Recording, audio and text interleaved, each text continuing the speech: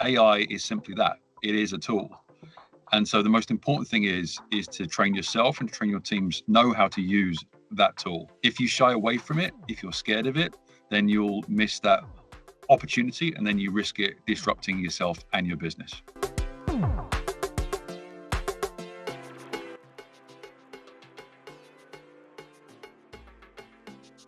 If I think about the companies that I've worked for and the career that I've had, and I think about the characteristics that separate the winners from the losers over that time, I'd probably put it down to those individuals and companies that are constantly vigilant and are curious.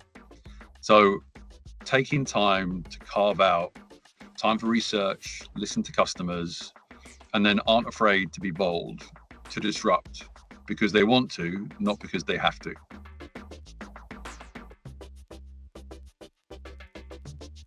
So AI is definitely going to have an impact on some roles and some professions, and there will be more versus others. I think that the lower level tasks and lower level roles are going to be impacted more than others.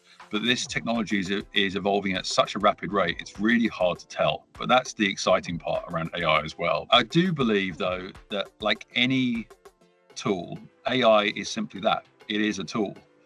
And so the most important thing is to train yourself and train your teams know how to use that tool.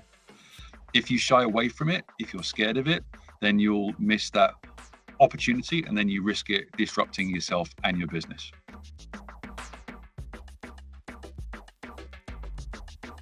Cultural differences have a huge part to play in how successful your business is going to be.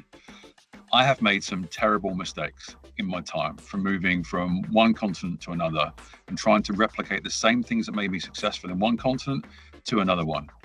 And when I've made those mistakes, the best thing to do is to learn from them, to reflect. And what you have to do, you have to make sure that you are taking the time to understand your team, your partner, your customers, and reflecting how they do business into how you do business. Therefore, the most important thing that I would reiterate to businesses with regards to cultural difference is a sense of humility.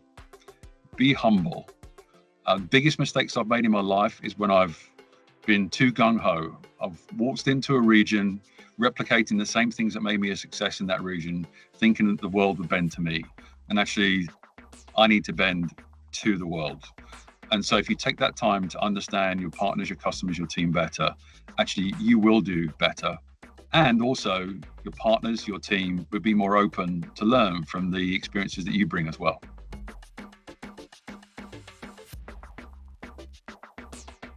I would like people to take away a sense of excitement, opportunity, and optimism. So if you are driving change, then you put yourself in a great position to take the opportunity from change. If you don't drive that change, you risk being changed.